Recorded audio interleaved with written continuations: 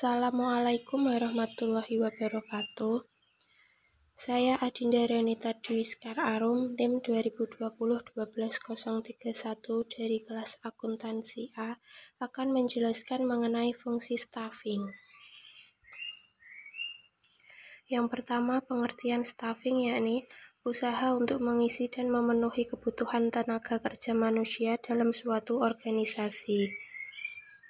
Selanjutnya, kegiatan staffing meliputi yang pertama, perencanaan sumber daya manusia, yang kedua, penarikan atau rekrutmen, yang ketiga, seleksi, yang keempat, pengenalan dan orientasi, yang kelima, pemberian balas jasa dan penghargaan, yang keenam, pengembangan karir, dan yang terakhir, memanfaatkan tenaga kerja sebaik mungkin.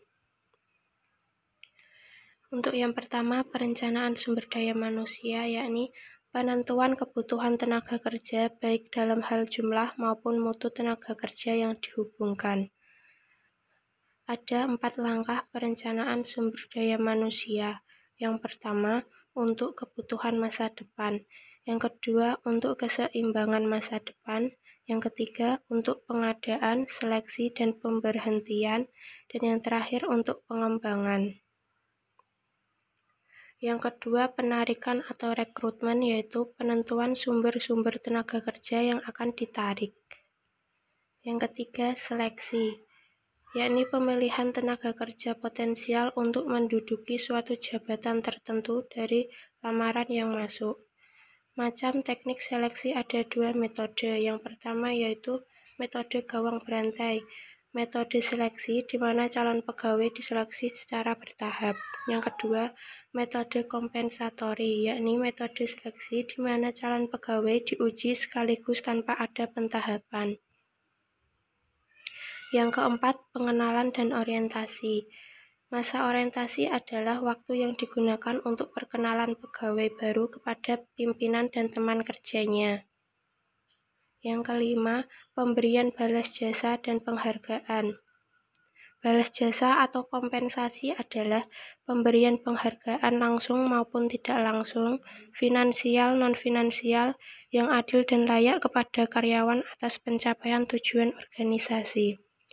Wujud kompensasi dapat berupa yang pertama uang meliputi gaji dan upah, tunjangan, bonus.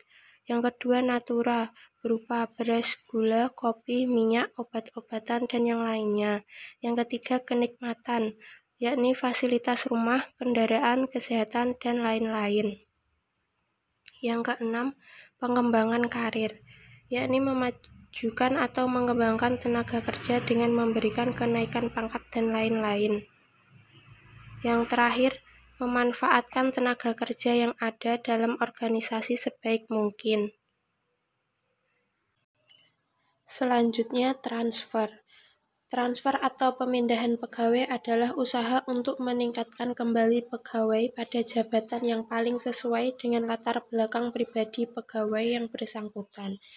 Ada 2 alasan pokok transfer, yakni yang pertama, karena permintaan pegawai sendiri, yang kedua, karena permintaan pemimpin. Selanjutnya, PHK, yakni keputusan pemutusan hubungan kerja antara pihak perusahaan atau organisasi dengan karyawannya. Alasannya yang pertama, permintaan pegawai sendiri. Yang kedua, keputusan perusahaan karena pegawai yang bersangkutan telah melanggar tata tertib atau urusan disiplin pegawai. Yang ketiga, pegawai meninggal dunia. Yang keempat, telah habis jangka waktu kontrak kerjanya seperti disebutkan dalam surat perjanjian kerjasama. Yang terakhir, tujuan pensiun. Yang pertama, untuk mengadakan peremajaan pegawai sehingga prestasi kerja tetap tinggi. Yang kedua, pegawai yang bersangkutan sudah berusia lanjut sehingga prestasi kerjanya sudah menurun. Yang ketiga, pegawai menderita cacat yang tidak memungkinkan untuk bias bekerja dengan normal. Yang keempat, posisinya akan diganti oleh pegawai yang lebih bermanfaat. Sekian penjelasan dari saya. Apabila ada kesalahan mohon dimaafkan. Wassalamualaikum warahmatullahi wabarakatuh.